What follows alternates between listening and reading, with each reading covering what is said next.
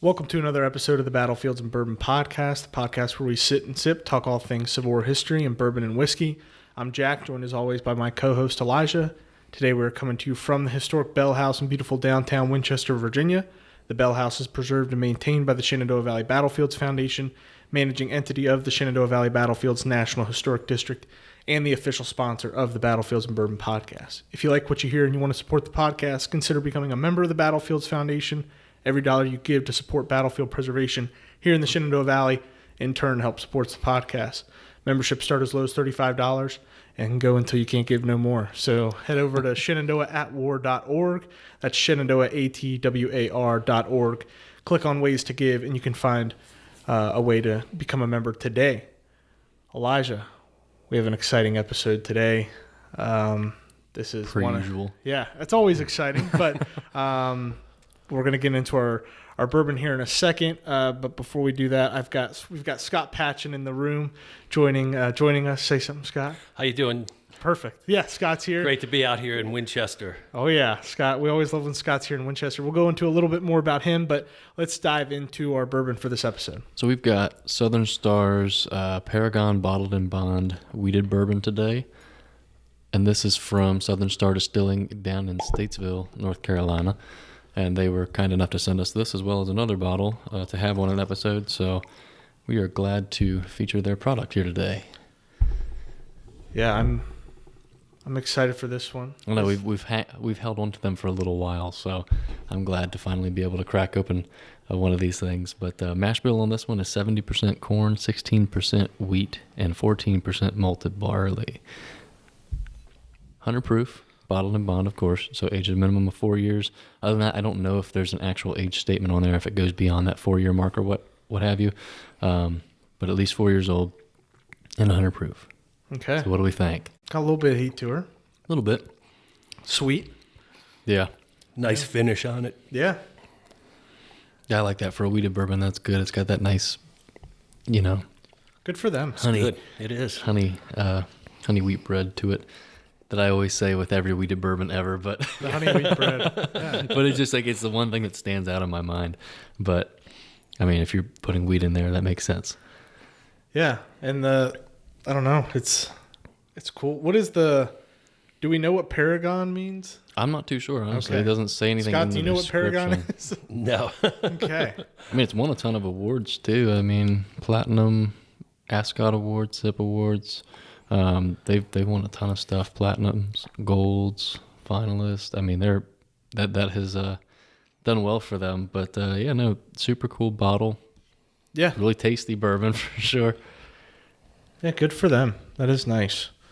Well, we've got our glasses filled. We got something good in them. Let's get into our topic today. But before we do that, like I said, Scott Patchan is in the room with us. Scott is a good friend of mine. I've known him for many years now. I was thinking about it. When did you start with the foundation? Yeah, well, I started when I was like 11 as a volunteer, but I think bus tours and things with it. Well, yeah, I would do like living history events with them too, and I helped a little bit with the 160th, but I think when I first interacted with you was in August of 2016. I was 15 years old, and you had come to the courthouse to get photographs of all the Thoburn stuff. So, and you inscribed a book to me that I still have. It's not this one. I pick these hard copies up anytime I see them on the internet. But that was when I first met Scott, and that was August of 2016. And then since then, I've seen you on everything we're doing, and yeah. What year was it? We were in Harrisonburg the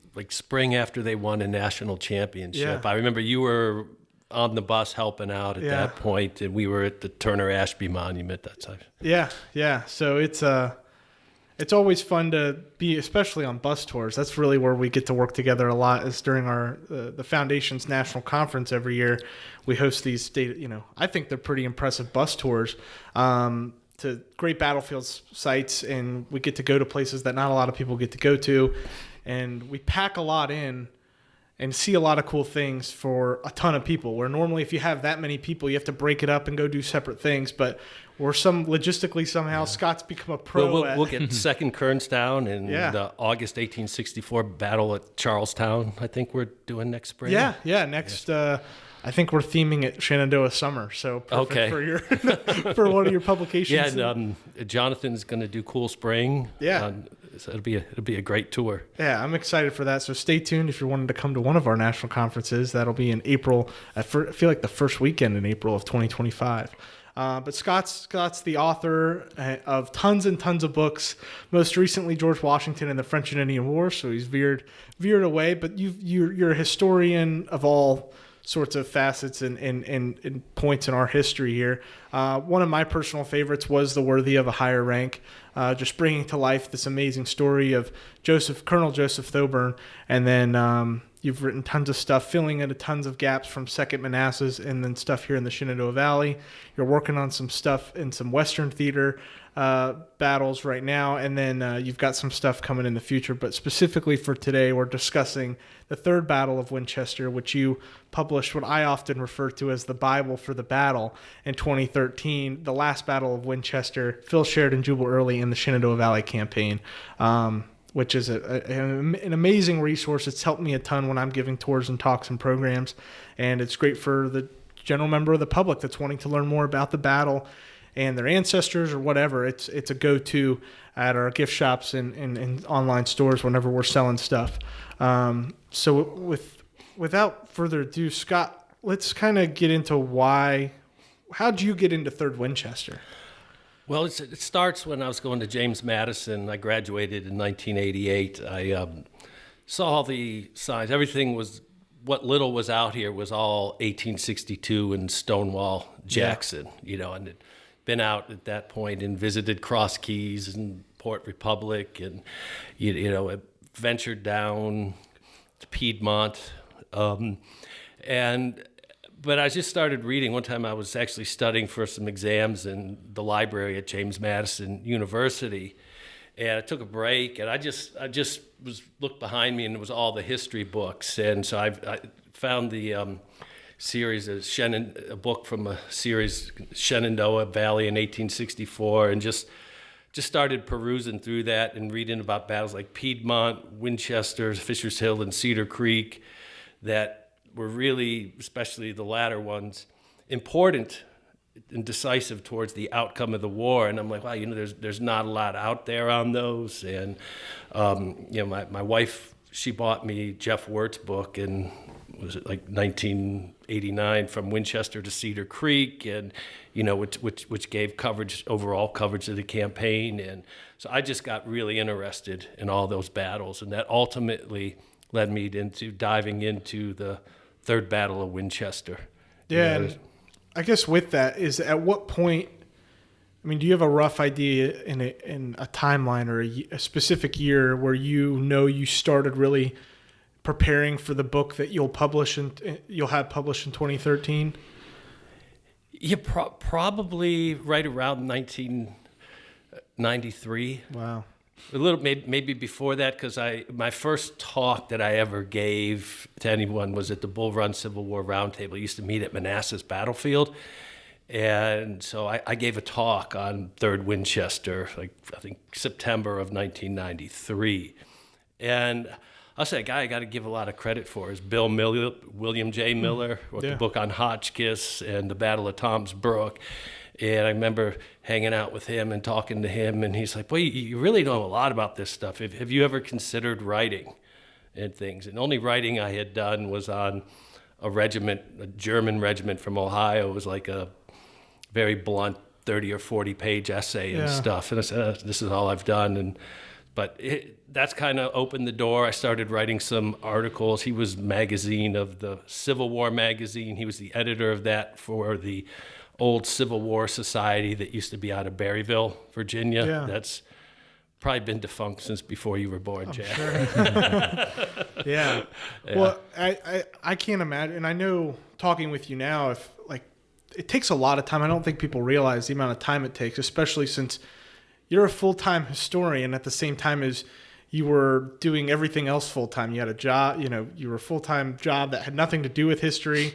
You were raising a family. You had all this stuff. So to produce a great, work like this, thank you for doing this, because it's a huge resource. And Jeff Wirt, laid the groundwork. Oh yeah, and the foundation there. I mean, a huge resource in from Winchester to Cedar Creek, but to be able to have this massive index, let's say, of every little detail almost of August to the end of September of 1864 is impressive. Yeah, you're talking about the time and everything, and I look back and I'm like, okay, I was coaching t-ball, baseball for my son from the time he was like 5 until he was playing in high school.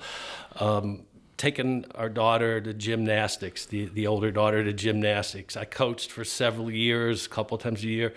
Girls basketball. Yeah. I'm not a basketball guy, but their leagues always. That's how I got involved with baseball. They call up and they said, "Well, if you have time, we'll give you guidelines and stuff like that. But we really need coaches." So I got involved. So I look back and now I'm like, man, how come I'm not doing more now in terms of producing books? But yeah, it's amazing. I can honestly say I've read it one full time cover to cover before, and then read chapters as I've needed to from there. And I've highlighted and underlined and post-it noted so many different copies. So thank you. Yeah, and I'm excited to see what else you have to come for here in the Valley, especially. But let's talk about it. The Third Battle of Winchester, also known as the Battle of Opequon, fought September 19th, 1864. How, in a brief summary, don't go you don't have to go super deep into it, but how do we get the Confederates here in the Valley, and how do we get Union soldiers under Phil Sheridan here in the Valley? All right, so I'll give you the go. Super fast version. Yeah. So, in 1864, Grant wants all the armies across the South moving on the offensive. Sherman in Georgia, Benjamin Butler moving up the James River against Beauregard, Grant with the Army of the Potomac and Meade going against Lee in the Overland Campaign, and then out here in Western Virginia, he's got a multi-pronged offensive that starts early on, and it falls apart right away on May 15th when Breckinridge defeats Sigel at the Battle of Newmarket. Grant, as was his trademark, never gives up. He appoints David Hunter commander, and the Confederates kind of think everything's done out here in the Valley after Newmarket, and they bring Breckinridge east. He takes part in the Battle of Cold Harbor, but Hunter begins moving southward right away, and Lee has troops, about 4,000 troops, come up from southwest Virginia under the command of General William E. Grumble Jones, and he's defeated by Hunter at Battle of Piedmont on June 5th. Hunter advances down to Lynchburg towards the middle of June, and by the 18th, Lee has sent Jubal Early to Lynchburg to save it from capture, and Hunter just retreats back through the Roanoke Valley to the mountains, clearing the way for Early to launch his invasion of the North. Wins the Battle of Monocacy, Maryland on July the 9th, shows up a couple days later at the gates of Washington, learns that Grant has 2 corps, the 6th and the 19th Corps, on their way, and so he retreats back into the Shenandoah Valley, winning rearguard actions at Cool Spring. He goes back on the offensive on July 24th after learning that most of the Confederate Union forces have returned to Washington, D.C., routs George Crook at the Battle of Second Kernstown on July 24th, sends a retaliatory raid to Chambersburg, Pennsylvania, that burns Chambersburg to the ground on July 30th. So it's at that point that Grant and the Lincoln administration realized they have to take serious measures out here in the Shenandoah Valley. And that's where Sheridan ends up taking command of a consolidated force. That's going to start about 20,000 men when he first gets out here, but by the time the Third Battle of Winchester happens on the 19th of September, he's going to be taking about 35,000 effective troops into the field, and he'll have others that are guarding wagon trains in the rear guard areas between Harper's Ferry and the front. Jubal Early has grown reckless out here. He stays in the Shenandoah Valley. Robert E. Lee said, as long as you're tying those Union troops up around Washington and the Shenandoah Valley and they don't come back to Petersburg, you can stay out there in the Shenandoah Valley there. So that's how we get to set the stage. That was a good job of setting the stage. That was a lot in a little bit of time. And for folks interested, you have a book on Piedmont and the Shenandoah Summer talking about almost everything you just mentioned during this period. So, so we get to August. I think it's August 8th. Phil Sheridan is appointed in command of this federal mass of troops in the region. And they're all pretty much headquartered around Harper's Ferry. You know, they're moving it around. But let's talk a little bit, and I think it's always important to mention this when setting up the tone between our two main characters here, Early and Sheridan. Talk about the Mimic War a little bit. What is this? Well, the Mimic War is a period where when Sheridan first takes command, he moves south about the 9th, 10th of August from the Harper's Ferry area. Early had been up around Martinsburg, and they wanted to try and cut off his retreat. But as usual, the cagey Early is going to be 1 or 2 steps ahead, and he's going to get south to Fisher's Hill, and Sheridan's just going to end up pursuing him to Fisher's Hill. Now, at the same time, what I'm going to talk about now is a very misunderstood and often misinterpreted aspect of the campaign. The usual story is Robert E. Lee sends Dick Anderson out to the valley with Kershaw's division of infantry, Cutshaw's artillery battalion, and Fitzhugh Lee's cavalry to reinforce Jubal Early. What Robert E. Lee actually had in mind was a campaign east of the Blue Ridge by those troops with about 6,000, 6,500 men. And the idea was perhaps to move towards Alexandria, the D.C. area, to threaten Washington, D.C., and perhaps induce Sheridan to split his army, you know. And then if he splits his army, Early could attack the smaller piece.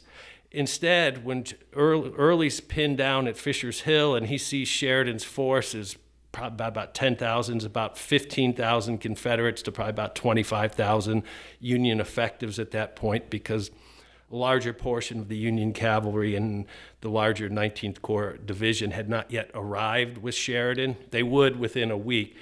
But so Early says, hey, have Anderson join me in the valley. And that takes place around August 16th. And Anderson's going to come over Chester Gap up through Front Royal. And his vanguard will actually cross the Shenandoah Rivers near Guard Hill. And there'll be the Battle of Guard Hill, where his lead brigade of cavalry and infantry will be bested by Custer and Devon on August 16th. They'll capture about 300 Confederates and send them retreating back towards Front Royal. Sheridan's going to get a messenger is going to arrive from the War Department and with word from Grant that the Confederates are now too strong. One of the things that the Union High Command is consistently doing in 1864, they don't seem to recognize that the Confederates are not recouping their losses in the Army of Northern Virginia from the Overland Campaign and things. They don't understand that. And they're assigning strengths to these armies as if they were maintaining their strength at the beginning of May before the campaign started. So they're vastly overestimating there. They think at this point that there's 30,000 Confederate infantry to oppose Sheridan. Wow. So Sheridan gets put back, hey, you're to act on the defensive. Because remember, it's 1864, it's an election year. There's been a lot of embarrassment out of the Shenandoah Valley. So the first goal of the mission, especially from the Lincoln administration's perspective, is no more disasters, no more embarrassments. We just got to keep Early bottled up in the valley. So they pull back to that Harper's Ferry line there. One of the things about the Mimic War that's important on a big picture, without getting into details of various engagements, throughout that whole time frame from about around August 21st until the 19th of the Battle of Third Winchester, Sheridan's cavalry on a daily basis is launching reconnaissance in force, attacking Confederate outposts, routing the Confederate cavalry, and on times even engaging, driving back Confederate infantry until stronger numbers came up and forced them back. But Sheridan noted that his cavalry during this period was becoming very adept at fighting against the Confederate infantry. So although Sheridan's on the defensive, he's kind of the pit bull on the leash, waiting for Grant to unleash him. He's acting as aggressively as he can. Yeah, I mean, it's a good way to kind of, for Sheridan, it was almost like he was training, training, like it's like working his army out. They were just getting better and better without even knowing it in a way, which will come to help him huge on the 19th. So Sheridan's been moving around. He's back towards the Harper's Ferry area. There's a bunch of engagements that we could spend a whole nother episode talking about, really cool engagements. But there's a moment where there's inactivity for maybe too long, and Grant needs something more. So Grant wants to meet with Sheridan. Can we talk about that? Yeah. So what happens? Just continue that forward. How we get to that point is September 1st, Atlanta falls, and Sherman captures it. That takes a lot of pressure off of Grant. He needed something big happen. He had taken massive losses on the Weldon Railroad throughout August. He had the mine disaster on July 30th at Petersburg, and Halleck had warned him, we got to pull back and, quit taking the risk. So the victory at Atlanta is going to free up. And you're going to see on September 3rd, 2 days later, Sheridan's going to advance out from the Halltown line all the way out to a line that runs from Clifton to Berryville. They have the engagement at Berryville on the evening of the 3rd as the Army of West Virginia is going into position there. And so that's going to be for the next 16 days, the Union armies come out there, and Sheridan begins to feel out there. Now, at this point, Grant is still in communications. They're trying to figure out, has Anderson's troops left? At one point, Grant's saying Pickett might be out in the valley now. Yeah. So Sheridan's using that cavalry trying to figure out what's going on. And so finally he turns to George Crook, his old West Point roommate and fellow Ohioan, and says, what do you got, any connections in there? We can get some information. And they knew about the Quaker schoolmistress, Rebecca Wright, and they located Tom Loss, the freed African-American, who lived out in the Millwood area, and they learned that he was reliable. And he would carry a message through the lines and go contact Rebecca Wright and ask her if she knew any information about what's going on with the Confederates in Winchester. Well, as fate would have it, the night before, this is around 15th or so of September, a few days before the battle actually takes place, she had been at a gathering of some of the younger folks, such as you guys here, having in Winchester there, a little social gathering. And one of the highlights of that little party was there was a wounded captain from the Louisiana Brigade, and he was bragging about how easily they're taking care of Sheridan. So easy, in fact, that Kershaw's infantry division and Cutshaw's artillery were going to be leaving the valley tomorrow. So she knew this, but she's a Quaker and she's anti-war and doesn't want to see the death and bloodshed of a battle.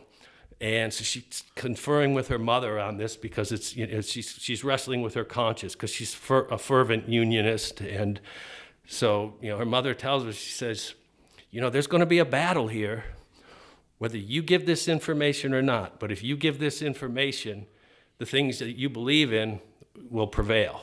You could help your side win here. And so Tom Laws shows up a few hours later. She provides the information. He sneaks it back through the Confederate lines, and it ends up with Sheridan, and he develops a plan. So at about the 16th, he gets word that Grant's coming to see him. Well, by the time Grant gets to Charlestown, Sheridan already has a plan developed. And when Grant starts talking about what are we going to do out here, Sheridan lays his plans out on the table, and Grant said it was the easiest orders that I ever gave. It simply said, go in. Which is so badass Yeah. to hear that. Just picturing Grant. And so obviously for folks that know the battle today and how it all plays out, the original plan that Sheridan has was to attack Winchester from the south, early from the south in the area of Newtown.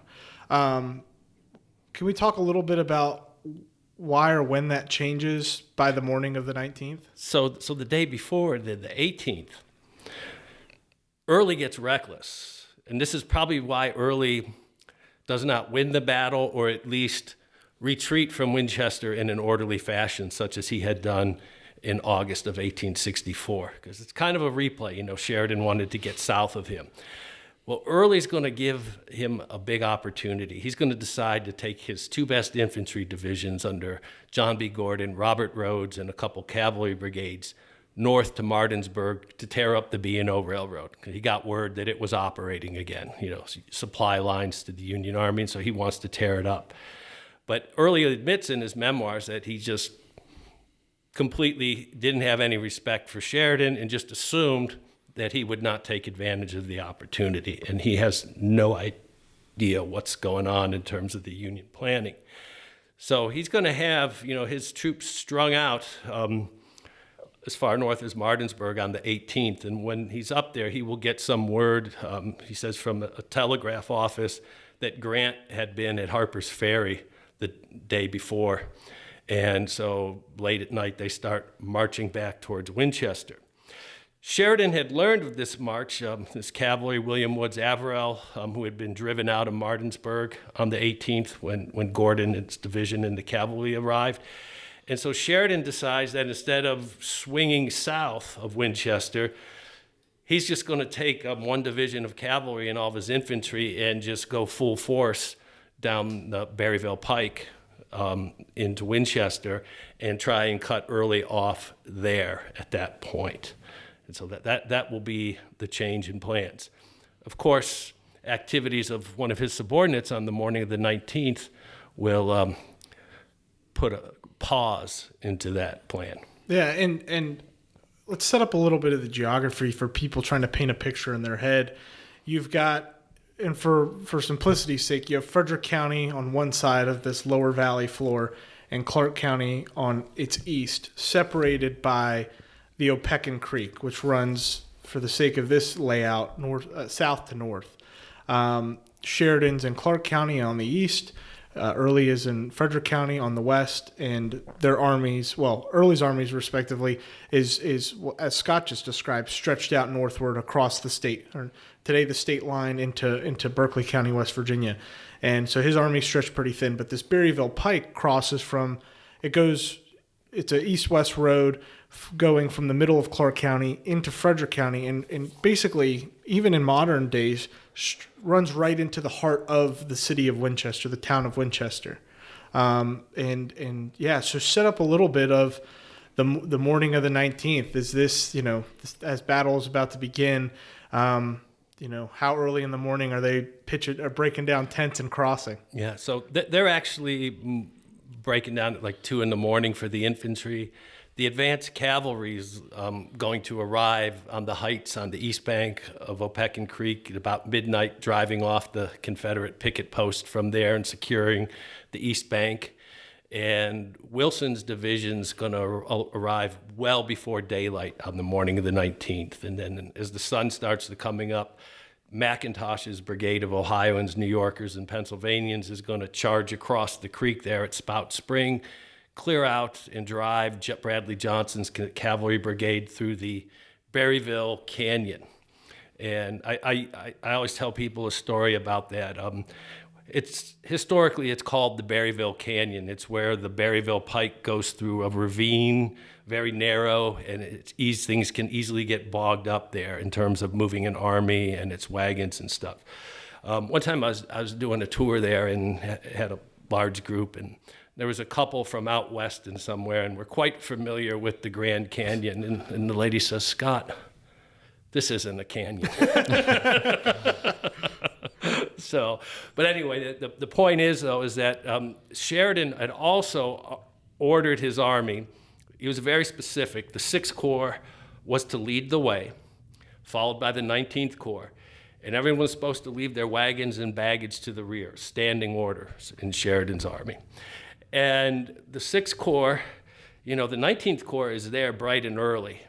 And, of course, they had a shorter march. They were closer there. So they're waiting on the side of the road. Horatio Wright's 6th Corps. And Wright is put in charge of both corps. He's the senior commander there. And Sheridan's relying upon him to get these troops onto the battlefield.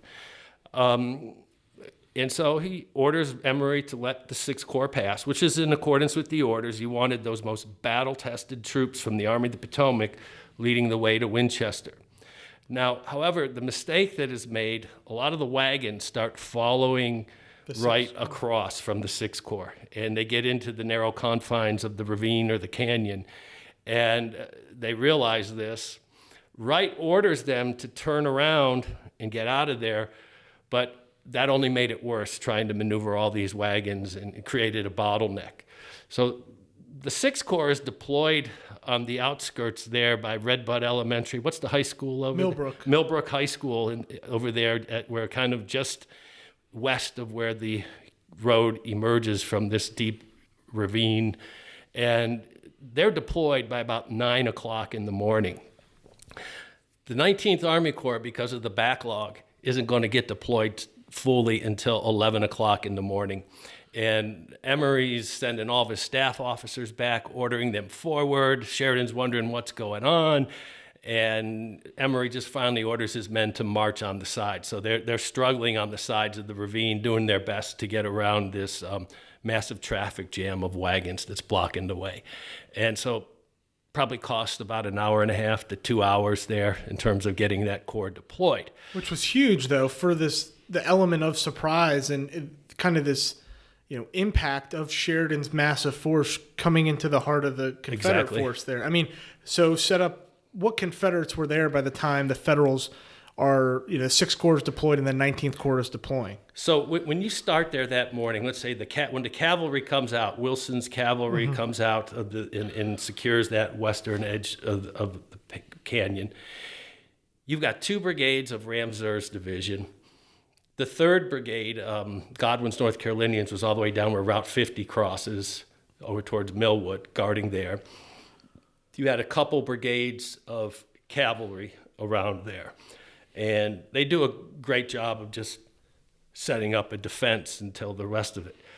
The big thing is here, there's also delays on the parts of the Confederates.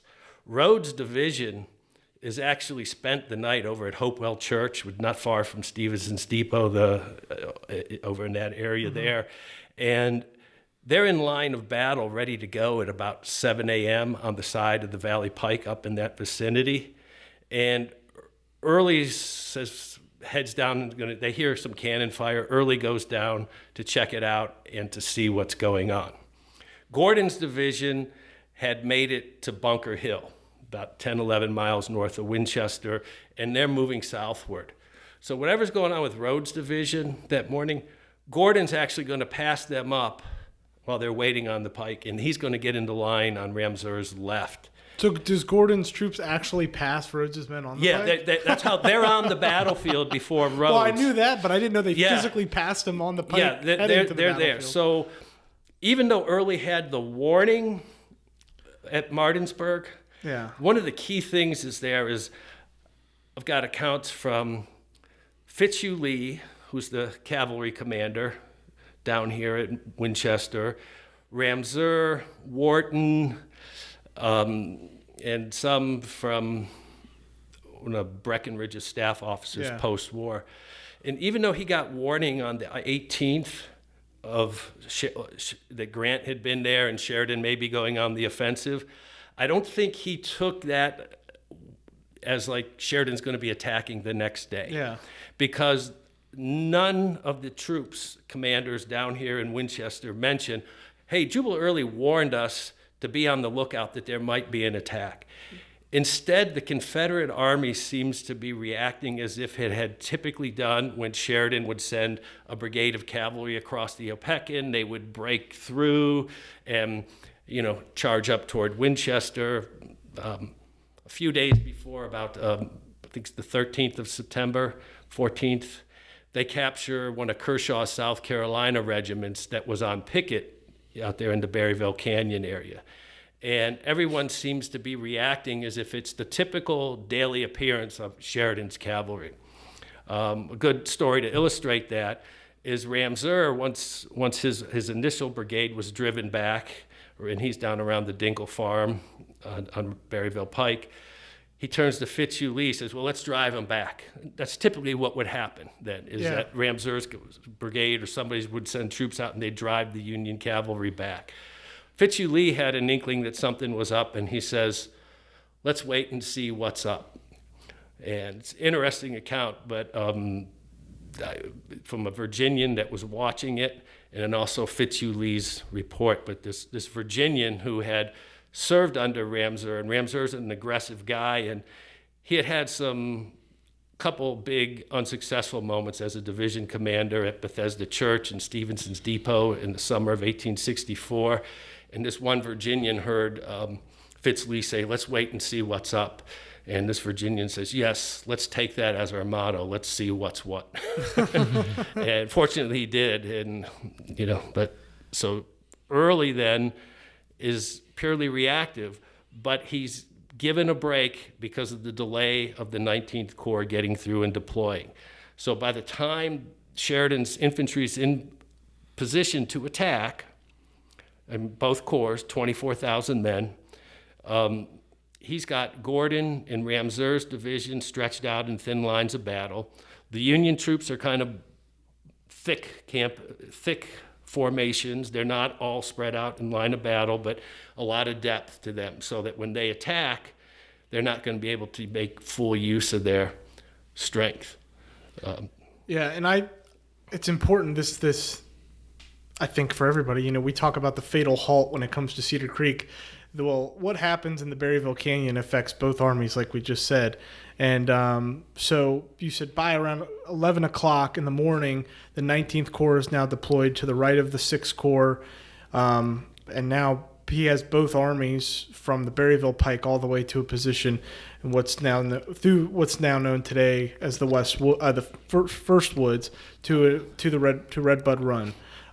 So you have the Berryville Pike running east to west like we talked about. Now you have Redbud Run, which is kind of off to the right side. It's this geographic feature that hasn't affected the army yet. It's going to kind of be the northern border of the infantry fight. And following in.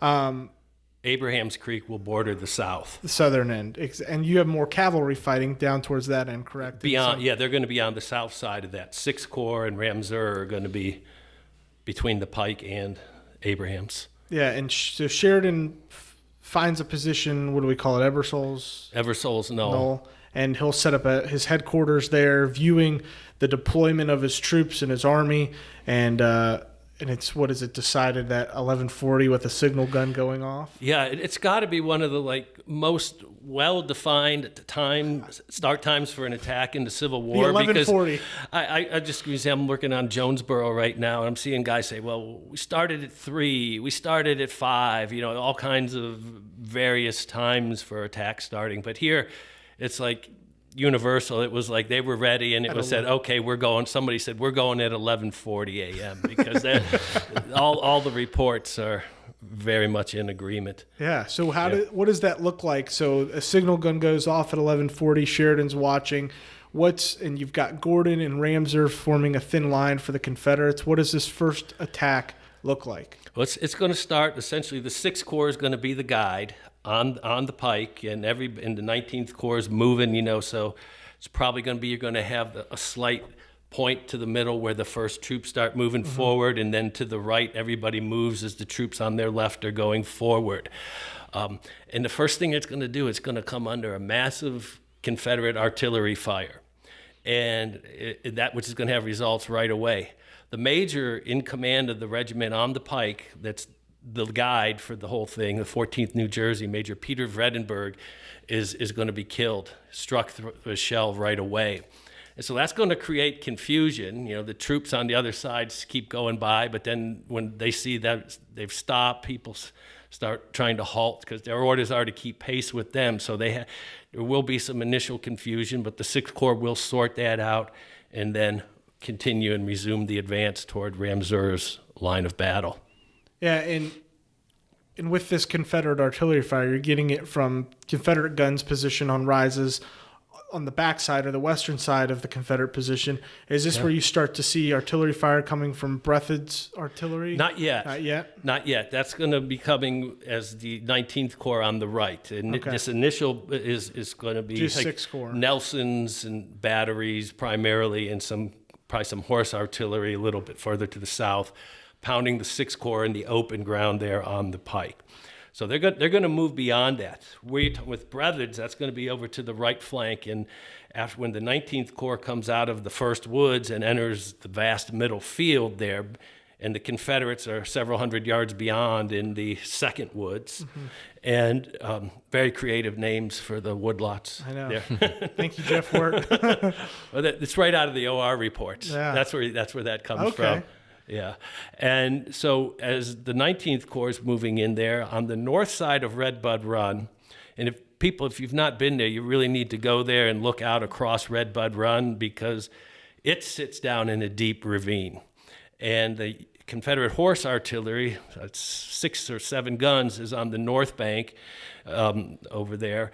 And it is going to be facing due south, and it's going to be opening fire into the right flank of the 19th Corps as it's attacking John Gordon. Interestingly enough, it seems like they must have just been getting into position, and they didn't have the exact range during the initial push forward, but they would shortly thereafter. Yeah, so as the 6th Corps is advancing along the pike, and the 19th Corps begins to advance through the first woods and enters the middle, is this movement happening pretty much at the same time, like yes. you said? Is this where you start to see a gap form in the lines? Yes. So what you have there is the Berryville Pike is going to start veering off to the south. And so the 6th Corps is going to be following that. Well, if you're the 19th Corps, you can't move that way, because if you start pulling off to the south, you're going to open up your right flank to John Gordon's division, which is holding that edge of the position for the Confederates. So at that point, they're drawn in right towards Gordon's position, backed up by Braxton's battalion of artillery in a commanding position beyond them. So the troops of the 19th Corps are going to move straight ahead, and as the 6th Corps pulls to the south, you'll have a gap that develops. What's going to happen initially is both the 6th and 19th Corps are going to have initial success.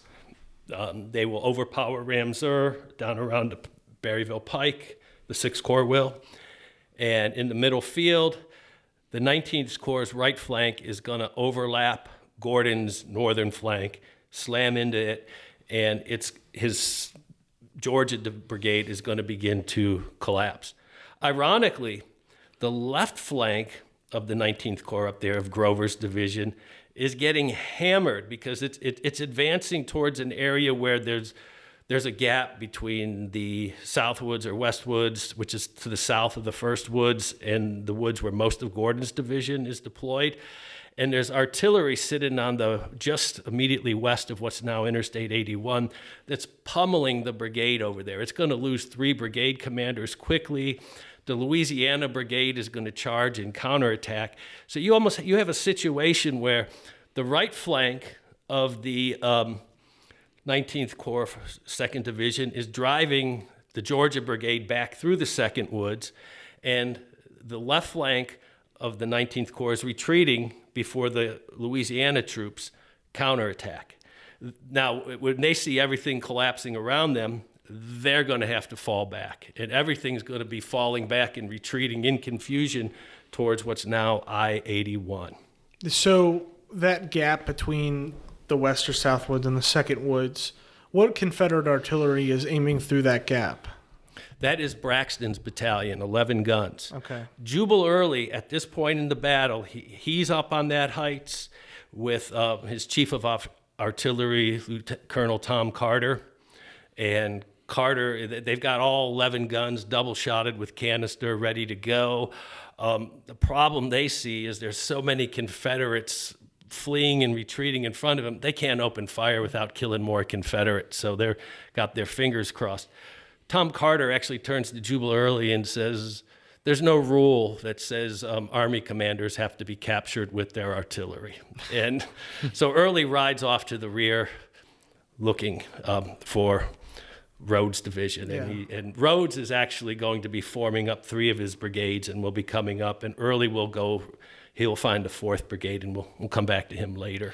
Yeah, so if you're looking at it, I think that's almost like a good bird's eye view for perspective, is looking at it from Braxton's guns. If you're up on this rise east of or west of the interstate and you're looking towards what would be, the second woods and where these Federals are. Your entire view is practically retreating Confederates running towards you and Federals pushing through, Gordon's on your left, and then Ramser's being pushed by the 6th Corps at the same time through the South and West Woods. Is that correct? And yes. So it's just all both sides of the collapsing. Berryville Pike. And it's at this point Rhodes's division finally shows up after Right. a restful morning. Well, the first thing that's going to happen there that's key is going to be that the Confederates at the last minute clear out, and the 19th Corps comes out the backside or the west side of the 1st Woods, or this is Burge's brigade is doing Second this. Woods? Yeah, the 2nd Woods. They're coming out there onto like the Hackwood Farm property. Which it slopes down. Slopes down, and so they're going to go down there, and it's like a big mass. They're in as much confusion in their victorious pursuit of Gordon's men as Gordon's men were trying to get away. As soon as that front is cleared, those guns just open fire, and Burge's men are stunned.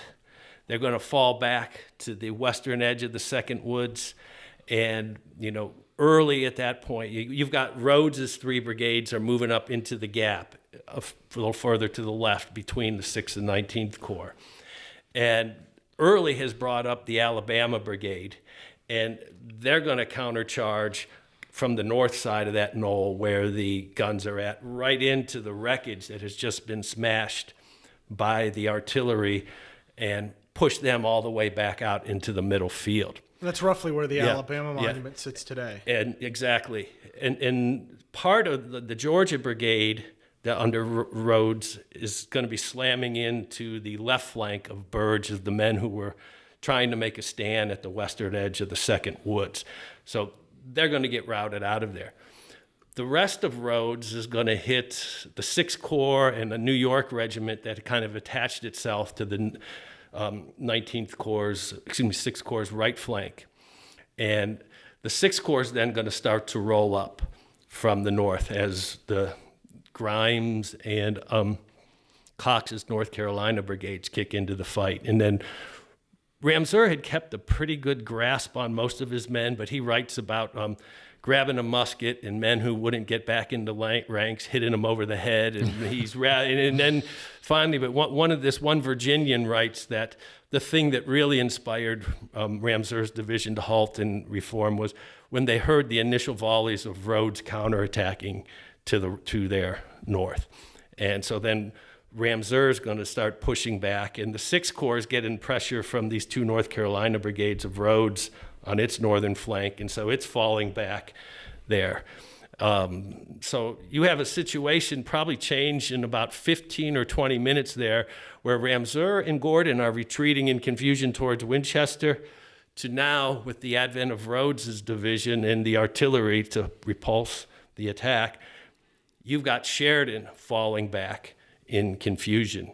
Now, there's a lot of what ifs here. Oh, if Kershaw was here, he could have driven him all the way back.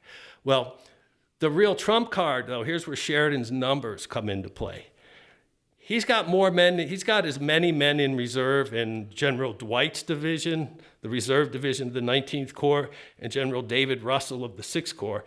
He's got as many men in those divisions as what Jubal Early had when the whole fight started with his 3 divisions. So, yeah. And then, you had the Army of West Virginia, which was not yet on the battlefield. So is this where it's during this attack when Rhodes will be killed, correct? Right. Rhodes is going to put his men going forward, and then the story goes that he begins to, as they move forward, he's positioning a battery behind his line of battle, and that's where there's an explosion over his head, and he's going to be dead from the wounding there very shortly, taken into Winchester, and that's a loss for Jubal Early that he's never going to be able to replace there. Rhodes being available at Cedar Creek or something like that, in some of your what ifs, but that was a fatal loss. Yeah. But on the Union side now, you have Brigadier General David Russell, and he was Sheridan's instructor at West Point. So he's older than Sheridan. And Sheridan had his division in reserve, and Russell was like, man, why don't you have me up there? Why am I back here? Trying to teach him from the field. Yeah. And Sheridan says, because I need to know what I have back here if something goes wrong. And just as Sheridan had thought with having these reliable troops in reserve, when that front line starts breaking, Russell's division moves forward, counterattacks, plays a key role in regaining and holding most of the ground that they had taken in that assault. But Russell would first be shot as he's leading his men forward, and he's going to stuff a handkerchief into the wound.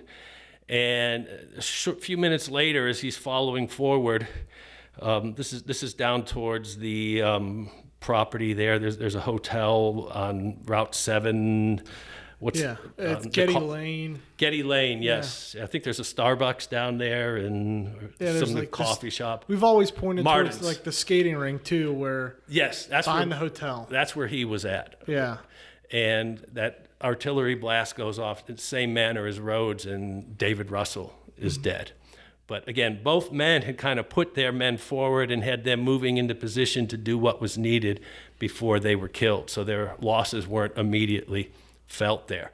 But that's going to stabilize the battle line for several hours at that point. So, and talk a little bit about what Dwight's men are doing at the same time that Russell's men for the 19th Corps. Yeah, so Dwight's are going to come up, and there'll be some troops, mostly under the command of Colonel Molyneux, that's fashioned a defensive line in the vicinity of the edge of the first woods at the eastern edge of the middle field. But farther to the north, where most of Grover's division has retreated in a panic and taken exceedingly heavy losses from the artillery and the counterattacks, they are going to have one division moving forward. Unlike the 6th Corps, they were in column of regiments, strung out, one regiment behind the other, marching in a column as opposed to lines of battle behind the front division. And so when they get to the front of the woods, General Emery's there, and he tells General Dwight, send that regiment to the front, the 114th New York Infantry, 350 men strong. They're going to get hit head on by about 1,000 men of the Alabama Brigade, both their flanks overlapping. The New Yorkers write their accounts about the 5 battle flags, waving the flags, and they're going to lose 185 men killed and wounded, making a stand out there in the middle woods while the rest of Dwight's division comes up and deploys in line of battle, a couple hundred yards behind them. And then they will advance to the fence line where the part of that stabilization of the Union battle line. But the 114th New York, they weren't done there. A month later at the Battle of Cedar Creek, they're going to take similar losses and be given a similar assignment when the Union Army's retreating all around them there. So it's a hard-fighting unit, and one soldier wrote an account from all the losses there. He just said there was blood on everything. The leaves of the grass, the weeds, everything was just covered with blood around them from all the losses that they had taken. There in the middle field. Yep, but they did their job, and then they fell back, got more ammunition, and came up and took position in line of battle with the rest of their brigade and held it. Wow, so by this point, we have Rhodes's counterattack, I guess it would be, and then you'd have Russell and Dwight restoring the Federal line, filling in the gaps where necessary, and then there's this fighting where not much of swaying back and forth with, a movement or a probing of line. It's just fighting within this middle field. And you have, it gets confusing to look at the Federal lineup through the first woods in the middle field, but it's maybe easier to understand the Confederate position at this point. You still have Gordon has returned, took position in the second woods. From the right or the south from there, you have Rhodes's men at this point still filling in that gap, and then Rams are closer to the south. It seems that Battle's Alabama Brigade's up there somewhere with Gordon. Mm-hmm. And I think, at this point, the Confederates, I think there's a lot of intermixing of regiments and probably brigades as well as they've moved out here. Some of the things you'll see that's kind of interesting when you're over near that ravine where Red Bud Run goes, that artillery from the horse artillery that was on the north bank there and enfilading the right flank. And by the way, it really punished the 19th Corps as they were retreating back across that field. But they keep sending troops across to try and capture those guns, and they get repelled each time. 19th Corps and some of the artillery over there also talks about Confederates trying to come up that ravine and get around their flank and capture a battery that was over there. So there's some small tactical level fighting happening within this massive battle. Exactly. And you'll see things like that going on throughout the battle, from little engagements that develop without any big tactical orders being given out by either of the commanders. Yeah. So you have almost a stalemate in the battle. Let's talk about the Army of West Virginia for a little bit. So they were told to be held in reserve. I think at least one of the divisions on the east side of the Opequon Creek. Talk a little bit about them and how they get drawn into the fight. They're all on the east side. Okay. There. Now, they're not going to get up to the front till about 3 o'clock.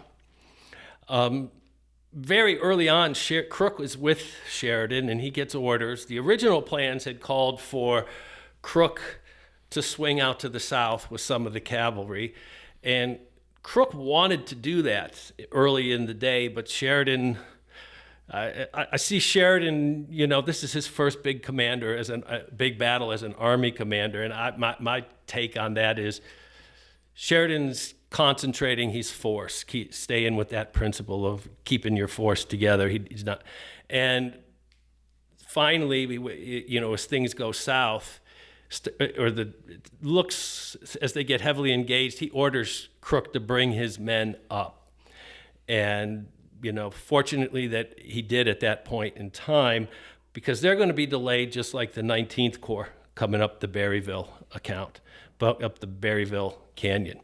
I found one account that actually indicates that at least one brigade, probably the whole division, actually took the road up the Abrahams Creek Valley to get around that, while Thoburn's men struggled along the Berryville Pike, and they both came out behind the 6th Corps, and then they go over, and because of the beating the 19th Corps had taken, Crook's going to be ordered to go relieve the 19th Army Corps over there. And when he gets there, this is in the middle field, he rides out and he sees these couple of 19th Corps officers who've climbed up to the top of a tree. And, they're looking, and Crook calls out to them. He says, "Is this the right of the Army?" And these guys are kind of, "I guess so." And he says, "Look, my orders are to go in on the right. Is this the right?" And so they went, looked around. They says, "Yeah, this is it." So most Crook's army is going to come in lines of battle with brigades, 4 brigades, one behind the other. But then Crook, is going to decide, I'm going to take one of my divisions under Colonel Isaac Duvall, go to the north side of Red Bud Run, and go in and flank around Gordon's northern flank. Now, by the time he does that move, that's probably 2:30 to 3 o'clock in the time frame when he develops that and starts that movement. The cavalry and the horse artillery over there has pulled back from that position, with the exception of a skirmish line. Yeah. So, but that's going to be a key movement there in breaking open the Confederate line of battle. So let's pause on the main infantry fighting here on what we know today is the park property, with what's preserved. And let's catch everyone up to speed with what's happening north of the main battlefield with the cavalry. Early morning, you have Federal cavalry, Custer and Merritt, crossing at various points across the Opequon Creek north of this area. And who do they run into in some of these instances? Okay, so these cavalry, this is Wesley Merritt's cavalry division. It's going to arrive at the Opequon very early, just like Wilson had done down at the Berryville Pike crossing. Now, what Merritt's going to do, he's going to send the regular brigade, United States Regulars, and the 2nd Mass Cavalry across where the railroad that runs from Winchester to Harper's Ferry crosses. They will go across there against troops from the division of Gabriel Wharton. The commander of, there's a couple cavalry brigades there. John C. McCausland's brigade is fighting there. an artillery battalion and Wharton's infantry is holding that whole area up there from Stevenson's Depot, Brucetown, and that vicinity. Breckinridge, John C. Breckinridge, former Vice President of the United States, Senator from Kentucky, is the overall Confederate commander there. And on the right flank there to the north, George Armstrong Custer's brigade is going to break across. And they're going to push all these Confederates towards Brucetown. And there they've got some earthworks and rail fortifications and an artillery battalion in position that's going to kind of hold up Wesley Merritt's advance. And Breckinridge, about 9 o'clock in the morning, he gets orders from Jubal Early telling him to come back to the main battlefield. Well, Breckinridge tells Sandy Pendleton, the staff officer who had come up there, and says, if I pull back here, you're going to have a division of cavalry coming up in your rear down the Valley Pike. So at that point, he was staying. And Custer and Merritt would launch a couple of attacks that would be repelled by Breckinridge's men. And they will hold on there till early part of the afternoon when Sandy Pendleton shows up again. This time, Sandy Pendleton brings orders and a warning. The warning is because another Union cavalry division, William Woods Averill, which had been pushed out of Martinsburg the day before when Gordon showed up, reoccupied Martinsburg and has been driving Imboden's brigade southward.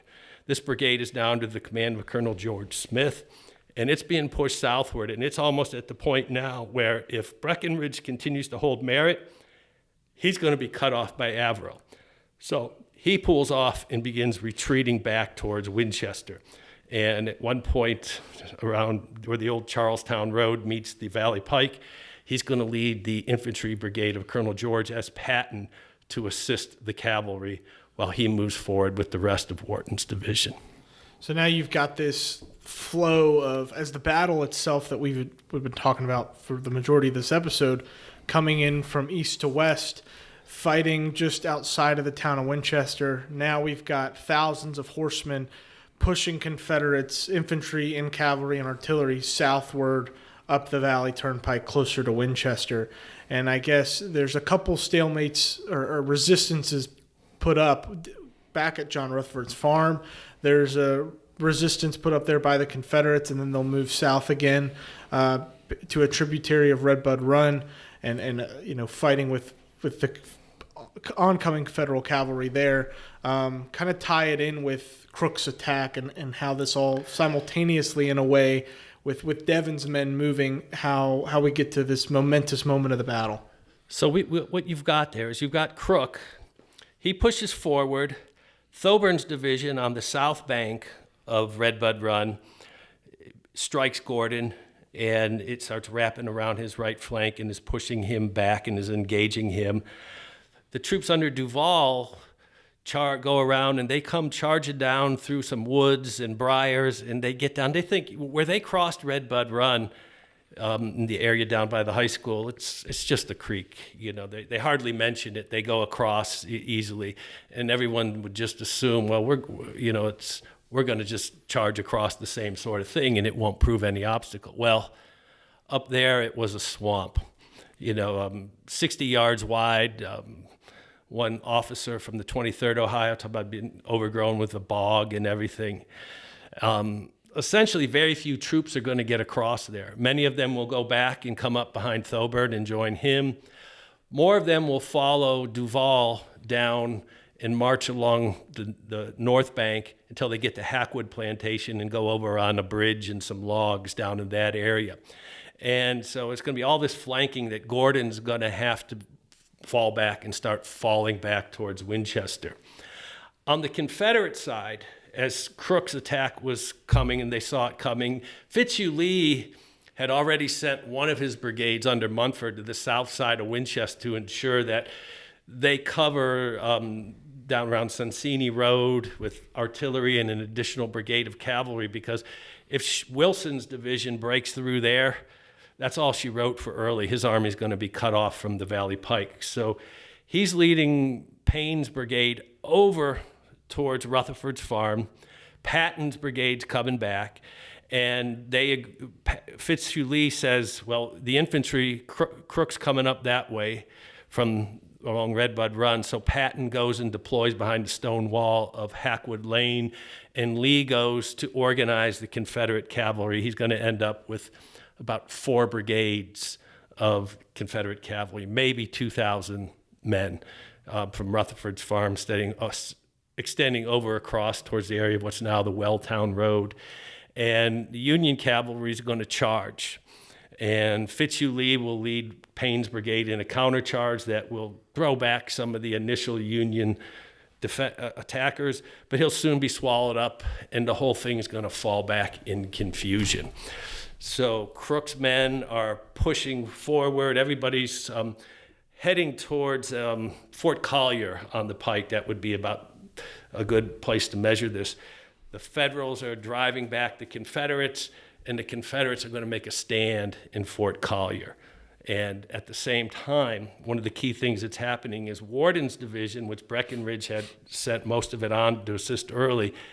Early's going to send it back towards the Valley Pike, Fort Collier, and the area in between, and it's going to counterattack, driving back Union cavalry that has quickly outpaced Crook. You know, Crook's men are on foot, moving slowly toward Gordon's position behind a stone wall. And these cavalrymen, by this point, they're all scrambled and in wild pursuit. They're not in formations, and then they're going to come under heavy fire from Jubal Early's artillery, much of which has just turned around and started firing towards the rear, counterattacked by Wharton. And so Merritt, Custer are going to fall back, and as a result, Averell's flank will be exposed, and he will all fall back. So that's going to buy time for Jubal Early to refashion his defensive line with his left flank anchored on Fort Collier. And at what point, and I've always been confused, is Patton wounded at the Hackwood fight, or is it closer to Fort Collier?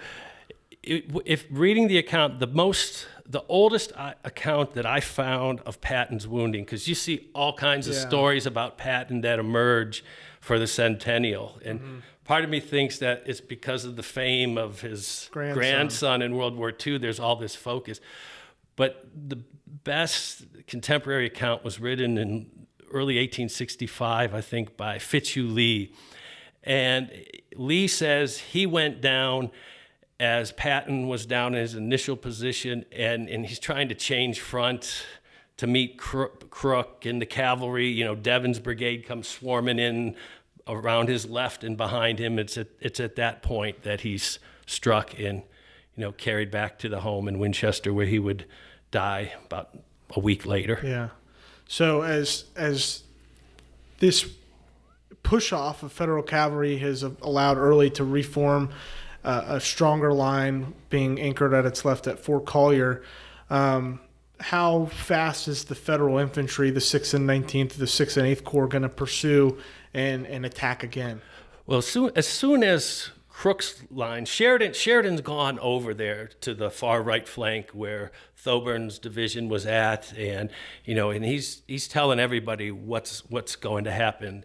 And so he's literally riding down from north to south from the 19th Corps. And the 19th Corps, for the most part, with the exception of a few regiments that kind of went in with Crook, they're in a reserve position. And so it's going to be all Crook, Thoburn's division, then Emory-Upton, and then Ricketts' division, and then Getty's division down at the Route 7 Berryville Pike. And Sheridan's riding along the line of battle. He gets to Upton. Well, he didn't have to tell Upton anything. Emory-Upton saw somebody going in to attack on his right, and he's going forward. So all these troops, Sheridan's inspiring them. He gets down amongst Ricketts' men, and he was kind of surprised, some of the guys there, because Sheridan had actually been out on the skirmish line.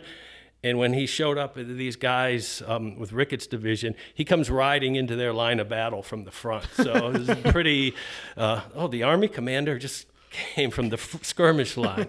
And then he gets down there, and there's fighting going on, and some of the troops have come under heavy artillery fire of it's now Oliver Edwards' division, which was previously Russell's. And suddenly, when Pennsylvania writes a letter home the next day of the battle, it's not like story somebody told in the National Tribune in 1900. This is a period letter. Sergeant John Arnold of the 49th Pennsylvania talks about, as they start struggling under heavy Confederate resistance and artillery fire coming out of the woods and enter that open ground in front of Winchester, suddenly Sheridan was in their midst, pointing across the field at the Confederates, saying, the only way to do this is to kill every son of a bitch. And Arnold, he notes, Sheridan's, the inspiration that this is providing, and, he's there cussing and stuff and battle, and then he says, and he was smiling the whole time. A true Irishman, So, right? yeah. So, and then when he's down with Wright, Horatio Wright, this probably happened before that latter deal, but when he's telling Wright to push everything forward, he's talking to him, and I think maybe Getty, and he's giving orders to attack, and he tells him, press them, General.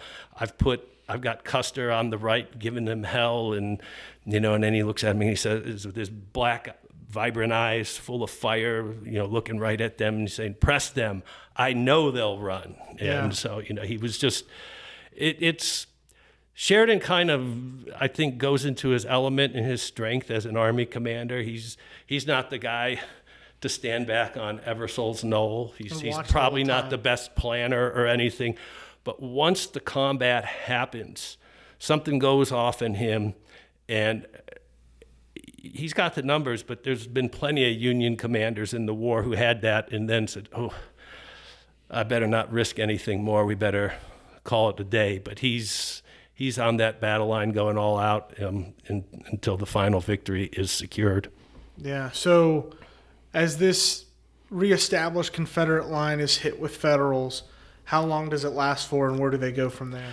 Well, they're going to get driven from their initial position beyond the Dinkle Farm. Then there'll be one intermediary position behind stone walls, and it's inexorably Crook and the cavalry are going to keep grinding south. They're going to overrun Fort Collier. Jubal Early's going to make a key move here. Averell's cavalry division, which hadn't been too roughed up but had gotten on ahead, it's still going to be an advance far to the west. And it's going to overrun some Confederate cavalry making resistance and capture a piece of artillery on the west side of the pike.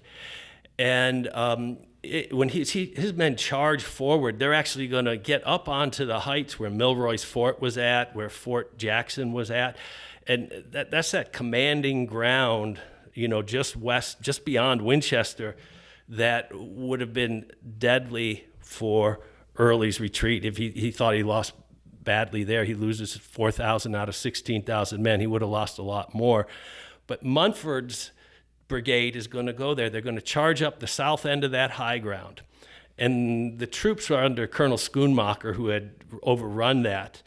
But again, cavalry's like a hand grenade. Once it gets thrown, and it flies to the wind there.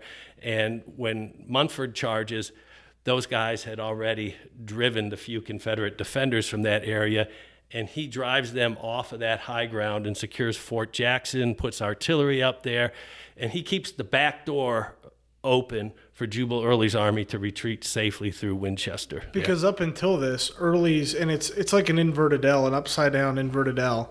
The first position after they move from the main battlefield is that shape roughly with Fort Collier, but then after they're pushed again with the Smithfield earthworks and trench line, they'll take that inverted L position again.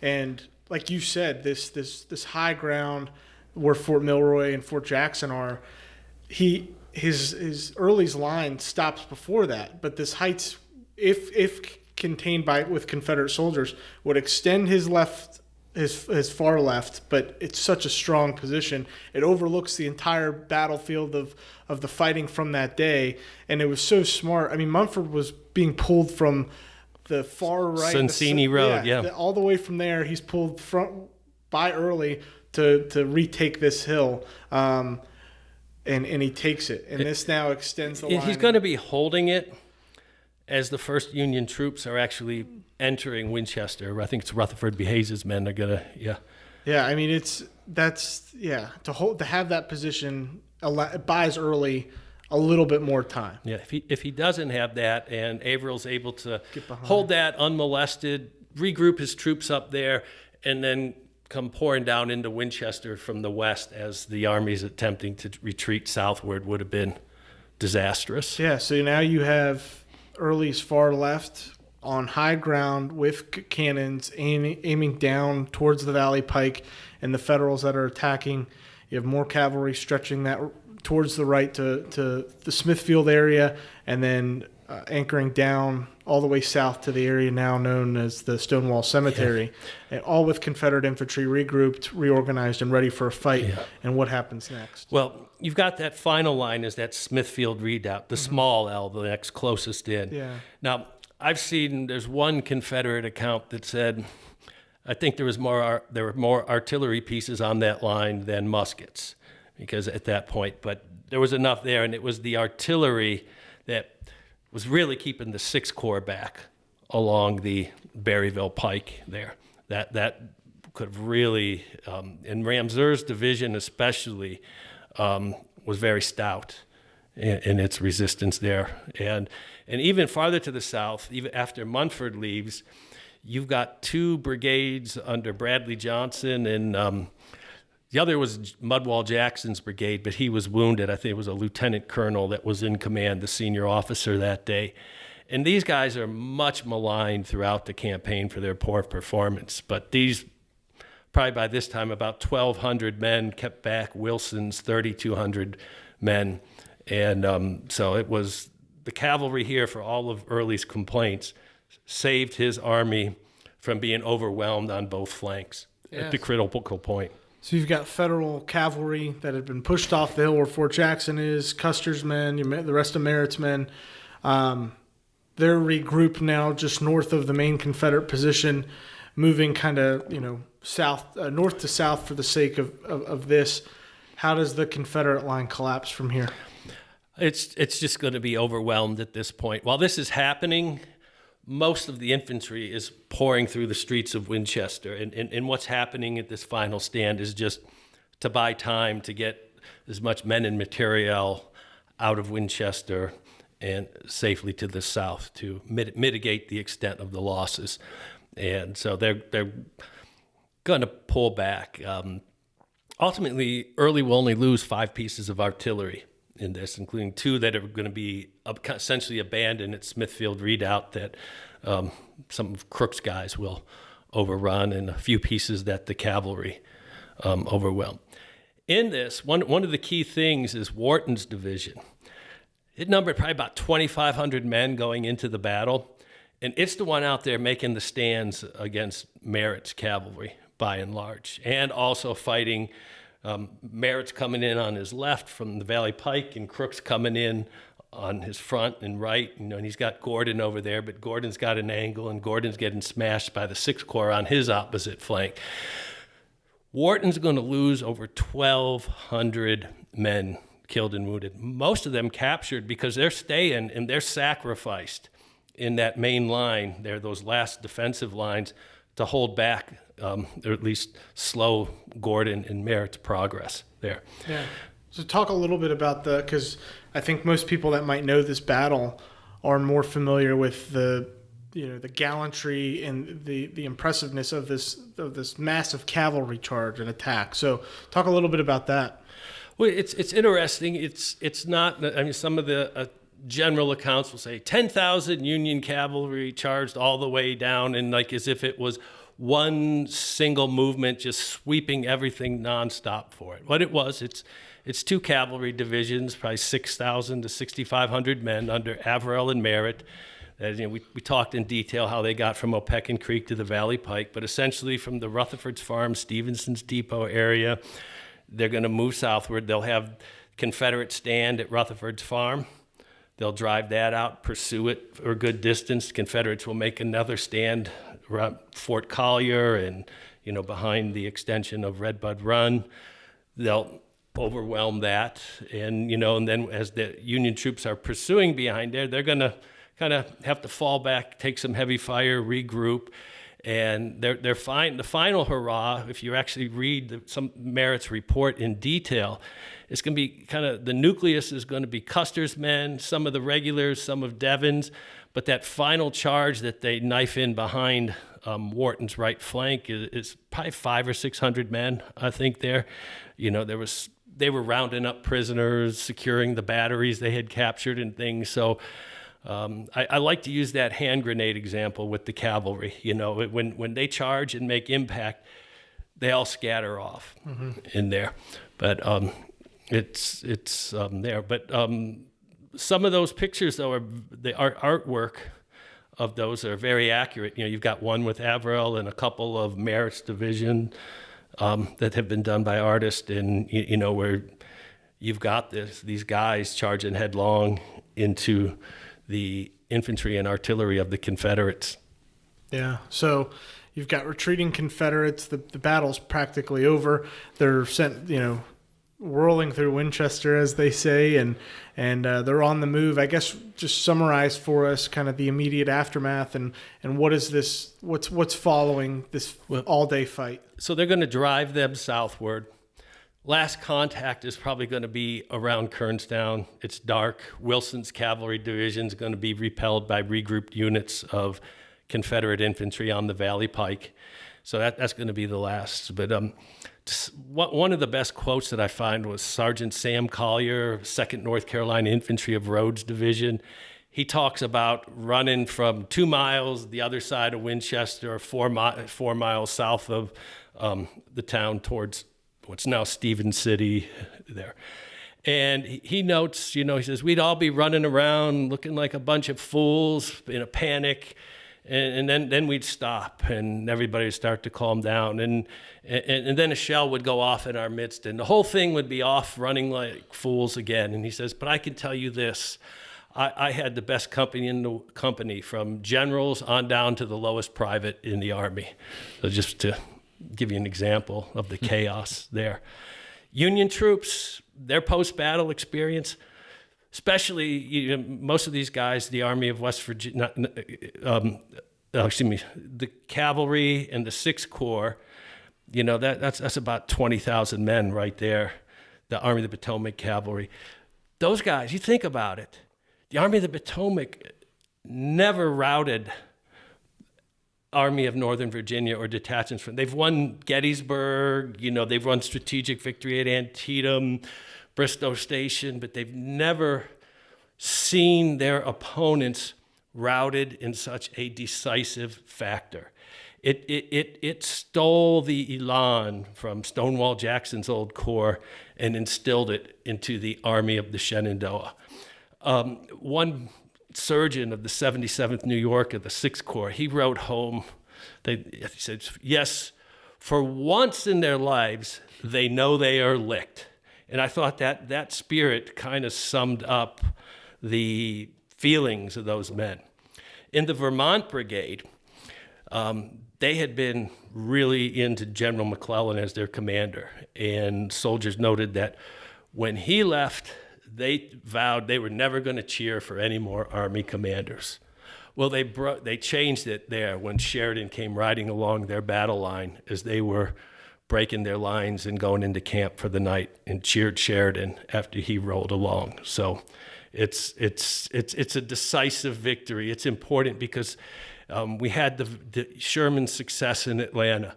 Now people's like, yeah, you got Atlanta, but what's going on in Virginia? Nothing seems to be here. And it happens in that valley of humiliation that Sheridan and the men of the Army of the Shenandoah are finally able to turn the tables and win a decisive victory. They'll follow it up 3 days later with another decisive victory at the Battle of Fisher's Hill. Yeah, and that's an episode for another day, but it results in the largest and bloodiest battle fought in the Shenandoah Valley. It's 8,500 to 9,000 casualties, if I'm rounding up. There's 4,000 Confederates and over 5,000 Union troops that are lost here. And that's like Early loses more men in one day here than Jackson did in all of the battles combined in 1862.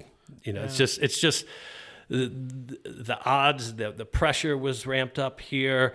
The number of troops there was so much more on the line in 1864 because it was do or die time. Yeah. Yeah, I mean, it's an amazing battle to study because it's a one-day battle, but so much happens and there's so much, it's complicated but not complicated, just depending on how you look at it. Two final questions I got for you, Scott. What is, in your time researching and writing and talking about the Third Battle of Winchester, what's one thing has been a revelation or shocked you the most, or it was the most interesting thing that you've came across in your time with the battle that you had not known before but had discovered yourself? There's just a lot of things in terms of research finds, specifics right now, but a lot of soldiers' letters, newspaper letters that were written home. I'll give you an example. One thing here, there's a whole brigade here, the Tennesseans. John Vaughn was wounded and left a while before, but nobody's even included them in the battle before. Somebody's like, they were here. They had gone to Martinsburg the day before and played a role in some of the final fighting around here. But just, I guess I'd have to say the most important thing is the 19th Corps never got its due for what it did. If you read some of the 6th Corps really talk about, like, they came over and they resecured all that ground, but really you had Dwight's division coming up and playing a key role in that. So I think that's an important thing. Another thing here is I think I put Rutherford B. Hayes and the Red Bud Run thing all in perspective, and really just as Rutherford B. Hayes had initially described it. There was some talk, and I think probably during his political career, things kind of got written up as if he led the charge across Red Bud Run, and that was the end of it. It was just all pursuit into Winchester from there. When Hayes rode home, it was just a relatively few amount of men who made it across where he was. Then later in life, he spent a lot of time trying to figure out who was that one man from the 36th Ohio who crossed over with me there. Yeah. So it's just being kind of over 10 years out, I'm just a lot of the specifics, but so many accounts and things with, I could go along the line with different things there that I've found. And what about the DuPont situation? Because we see on post-war maps and some accounts that as Crook's attack takes place, DuPont places guns, and when we talk about the battle today, we hardly mention or don't. So DuPont's artillery is shown in position up there on the Huntsbury farm, pretty close to where the Confederates were when the 19th Corps was attacking. However, it's just DuPont wrote an extensive account, and DuPont's pretty clear. One of his batteries, the 5th U.S., gets into position over on the pike towards the end of the battle there, but he was not engaged. Yeah. He was acting as a staff officer for Crook there. I think it's important to bring that up because people might get confused when they look at old battle maps. Yeah, that's a big one, and that's one of those things that won't die either. Yeah. Because DuPont was over there. So, and you look at some of the detailed accounts. No, DuPont's telling you the truth. And he writes a very detailed. This time. Yeah. This time. Yeah. Well, it's funny because there's like at Cedar Creek, there was a guy, an Ohio officer, who claimed that DuPont gets a Medal of Honor when he's a senator from Delaware in the 1890s, and one of the Ohio artillerists claims that, I guess to use a more modern term, stolen valor from this lieutenant or captain of an Ohio battery. Yeah. Yeah, and the second question is, if you were to, what's the biggest takeaway you would want someone that's never visited or read or knows anything about the Third Battle of Winchester? What's like the one thing you hope they walk away with? It changes the course of the war, not only in just the Shenandoah Valley, but it's the beginning of the end. You're going to see key elements of this army. They're going to be transplanted and continue this in the Appomattox campaign. You know, I think that's the key, is that momentum. And let me back up. Politically, it was important that the Shenandoah Valley starts to become a place of victory for President Abraham Lincoln's reelection effort. You think, elections going on, we're going through that now, nobody knows what's going to happen. But, as Lincoln starts getting these things notched in his favor, Atlanta, Winchester, Fisher's Hill, Toms Brook, Cedar Creek, and things all leading up. Winchester is important too because at the time, a lot of the elections for Congress were taking place in late September and early October, a month in advance. And so they started to see the returns in a couple weeks after the battle as the congressional majorities were coming up in favor of Lincoln's Unionist Party. Wow. Well, Scott, thank you so much for coming up to the Valley today, coming to the Bell House in Winchester.